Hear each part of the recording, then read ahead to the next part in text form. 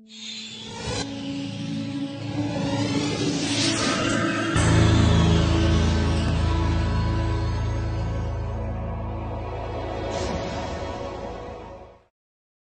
morning, everybody. I want to thank everybody for being here. I want to thank Lower Merion School District for inviting me to be a part of this. I'm incredibly honored.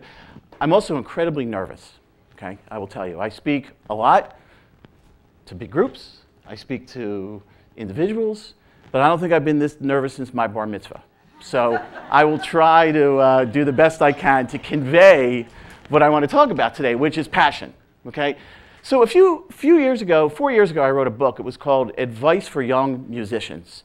One of the favorite parts about my job is meeting bands, some very well-known ones, but the most fun part about meeting bands is meeting new bands, because they always want to know, how do I get my song played on the radio? So when I was finishing up all the interviews with these bands, I'd done all the interviews with the established artists, but I wanted to really sort of tap into what young musicians were thinking about as they were creating their careers. So I was interviewing this young gentleman who was an aspiring singer-songwriter, and he came into my office and he said, "Bruce, I have two questions. The first question was, how do I make money?" And I kind of sat there and I said, "What's your second question?" He goes, "How do I get my song played on the radio?" So I thought for a minute. I was like, okay, answer the first question. Don't even ask me that question. You can't think about making money. What you need to think about is what you love. So I said, forget the answer to number one, forget the answer to number two. What do you love to do? And he said, I love to write songs. So I said, so what's stopping you? Go out and write songs. Interview's over. And he laughed. And I said, I'm serious, the interview's over. And he sort of looked at me, and I could tell he had an inquisitive look on his face. And I said, what's the matter? Do you not understand my question, you know, my answer? He goes, well, no, I kind of don't. And I said, look, you have to dig deep inside you. You know, you have to think about why you're really here and how you want to connect to people as a musician. And ultimately, it's about the songs you're going to write. You know, the money you're going to make, the radio play you're going to get, it'll all flow from writing great songs. So go back and practice your art. And he looked at me and he goes, okay, I get it. And he walked out of my office. And that was a really great interview for a couple of reasons. Number one, very spontaneously, I asked him that question. You know, what do you love to do? I, myself, so rarely have the time to think about what I love to do, because I am doing what I love to do all the time. So when I was approached to talk today, I was, you know, trying to rein in sort of like my thinking. I wanted to sort of talk about some words of wisdom that I could share with everybody here today as you're sort of proceeding through your various paths in life, how that applied to me, but the lessons I've sort of learned. And I've had a number of career changes over my life, and ultimately it comes down to one thing, and that's passion. So what's passion? We don't really think about what passion is. Here's a variety of definitions for what passion is. And I always go to the one right over there that says, devotion to a cause is the underlying force that fuels our strongest emotions. It enables us to perform at our peak. So what does that mean exactly? Well, again, sort of thinking back over the years, I was a school teacher. I was in the restaurant business for a number of years. And I've been at WXPN for 22 years now. I was thinking, where are the connections? What is driving? What's the underlying force that fuels my emotion?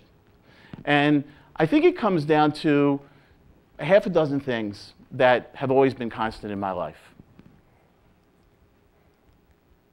The first thing is creativity. I love to be creative. Not only just making music, not only just coming up with programming ideas, not only coming up with, you know, helping a producer write a script for a podcast, but it's also creativity around problem solving. A lot of people don't think that you can be creative in problem solving, and I think the way to solve problems is to be creative, to not always find the answers, to not always use the frameworks that you're learning in school sometimes, or not always having the frames to sort of understand what creativity is and what drives it. The second thing is innovation. I love to innovate. I love to do things that no one else is doing. And the reason why is because I fail from those things. Many of the things that I've created at WXPN over the years, I have significantly failed at, but I've learned a lot. And that's what's driven the passion that I have every day and what keeps me going to work incredibly happy. Curiosity. I read a lot. I'm always asking questions. One of my favorite questions when I get together with my staff is, when they make these bold statements, is, well, how do you know that? Sort of sets them back. How do you know that? I would urge you to ask that question all the time to your parents. I know my kids do. Your parents, your teachers, and your friends. How do you know that? Everybody's coming to the table with a different set of values, and it's really important that you understand what those values are. You gotta have fun, right?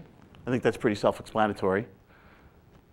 Professional growth, personal growth, and ultimately you get a chance to work with great people.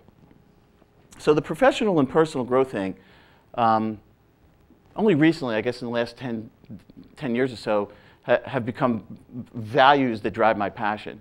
I woke up about 8 or 9 years ago, and I said, there's something missing in my life. Yeah, I'm learning a lot in the job. I'm making the transition from traditional media to digital media, but there was something missing, and it just sort of hit me one day, and that was like, I need to go back to school. So I decided to go back to Penn to get my master's degree in organizational dynamics, the art and science of business. And I loved it. It was the greatest thing that's happened to me in the last decade, because it helped my business skills, it helped my people skills, and it satisfied many of the things on this list: creativity, curiosity, fun, and then working with great people. So I want to tell you about this band right here real quickly. So the name of my presentation today is Talk About the Passion. This band is REM. And when I was thinking about a title, I love to pull lyrics from songs to use. And I was thinking about, well, what am I going to talk about? And it just hit me. Talk about the passion. Talk about passion. It was a big hit song for this band, REM, back in the 80s. And they've always been one of my favorite bands. So that's REM. Now let's talk about me. Okay? This is 1975. I was a senior at Northeast High School.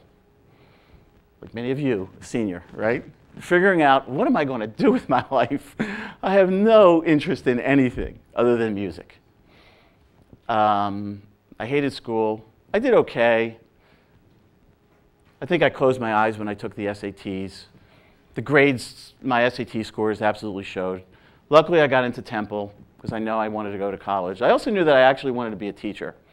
But what happened was, after I graduated high school and I got a job in the Philadelphia School District, after about 6 months, the ideal didn't meet the reality. It just was way too bureaucratic. And I had this, very high-minded, thought about, I'm going to change the world, I'm going to teach young kids. But unfortunately, as I said, because of the bureaucracy of the school district at the time, it just didn't fit me. So I was living on my own. I was actually living with a friend. We were living in Center City, and I'm like, oh no, how am I going to make the rent? And luckily, I'd been working at an overnight camp during the summers in the kitchen. So I knew how to use a knife, right? So I figured, I can get a job in the restaurant business. This is going to be great. So that's how I got into the restaurant business. I called a friend who I knew was working at a restaurant. I was like, I need a job. I just quit my job as a school teacher. I was teaching in West Philly at Mann Elementary School, 1st and 2nd grade. And the kids were really cute. But I got too swept up in their cuteness. And my colleagues who had been there, vice principal, principal of school, they were like, you can't react to their cuteness. We have to shape their minds. And so there was definitely a disconnect on there.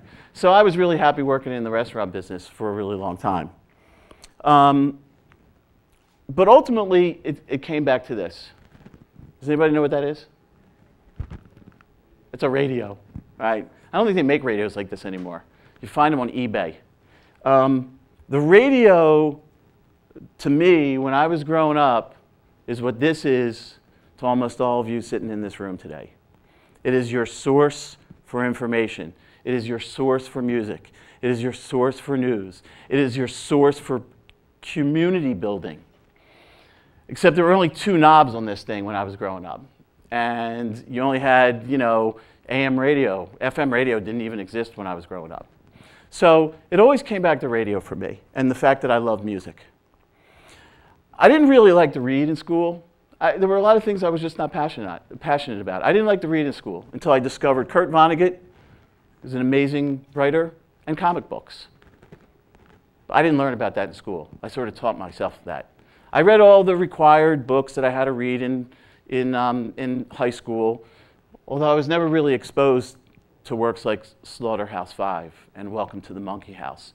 Nor was I exposed to the science fiction and amazing imaginative storytelling that the Avengers and Captain America gave to me. So I sort of learned that on my own. Why? Because I was passionate about it. I never really liked art that much. I hated art. You know, you sit in elementary school and your teachers, you know, they make you memorize, you know, all this stuff about 18th century Dutch painters. But I never really loved art until I discovered it on my own. Like this Dutch painter right here. I remember a field trip I took on my own to the Philadelphia Art Museum. And then, of course, I went to Rome. I went to Italy. When you walk in the Sistine Chapel, you look up and you go, oh my goodness gracious, this is art. This is art. That's passion. That's an emotional connection. So ultimately, it kept coming back to music. All right, these are some of my favorite bands. Bruce Springsteen, the Delphonics, a great soul band from Philadelphia. Kanye West, you may recognize that radio cover. The London Calling album by The Clash, one of the great punk rock albums of all time. And of course, Radiohead. Ultimately, it came back to music. When I was growing up, these were my heroes. You know, you hear people talk about their heroes. You know, JFK was my hero. You know, various people in the media were my heroes. But my heroes were the boss jocks on the radio station here in Philadelphia, WFIL. I had 2 other heroes, these 2 guys. The guy on my left is Jerry Blavat, the geeter with the heater, the boss with the big hot sauce. My man, Pots and Pans. This guy was so good, he had unlimited nicknames. I mean, how many people do you know have nicknames? Or who are as cool looking as that? And next to him is Georgie Woods, the man with the goods. Both represented a different aspect of music on the radio at the time, and still to this day have an amazing influence on songwriting, media in Philadelphia, and folks like myself who want to get into the business. So I'm going to quickly go through my path. So as I said, I had a few jobs. You have, I think, you know, there's 2 things that happen in life. Something very intentional and something very serendipitous.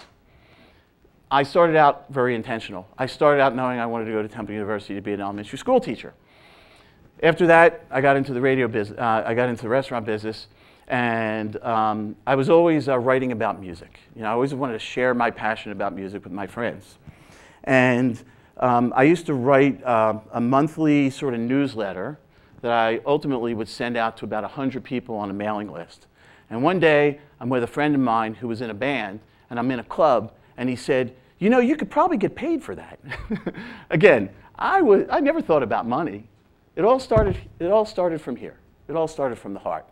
So I started as a freelance writer. I wrote for Rolling Stone. I wrote for Spin Magazine. I did a lot of writing for the Philadelphia Inquirer. That led me to a job at WXPN. I started as a volunteer DJ. And at 2 o'clock in the morning, the very first night that I was on the radio, it hit me. It was like the burning bush moment. That was my burning bush moment, right? It was my calling. And I said, I'm doing anything I can do to make money and to be in this industry. And the rest is sort of history. So I never thought that I would be working with guys like John Legend. I never thought that I would start a nationally syndicated radio show called World Cafe. distributed through National Public Radio that's now on 250 stations. I never thought I would be producing shows with the Lumineers, and I certainly never thought I would be hanging out with guys like Questlove from The Roots. So in closing, I want to share kind of two things. One is, find your passion and you will find your purpose. Tap into the calling, whatever that may be. Don't worry about the money. The money will follow. And you know, a lot of people are fond of quoting Steve Jobs, and I want to read a little quote that he's got here. Your work is going to fill a large part of your life, and the only way to be truly satisfied is to do what you believe is great work. The only way to do great work is to do what you love. Don't settle for anything less. Thanks for listening. Have a good day.